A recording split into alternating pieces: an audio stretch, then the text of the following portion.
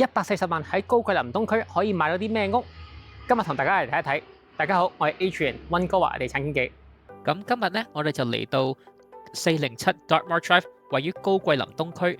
呢一個係一個4房3廁、2600尺面積嘅獨立屋。咁由於佢係非常之接近 Number 1同埋 Number 7 Highway， 所以交通係非常之方便，而且佢都位於一個一流嘅校網。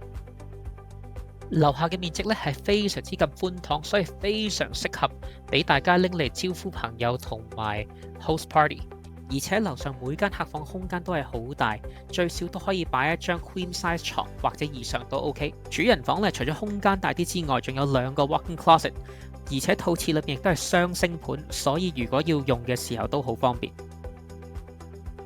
而且主人房仲有一個陽台，可以俾你睇到後院嘅風景。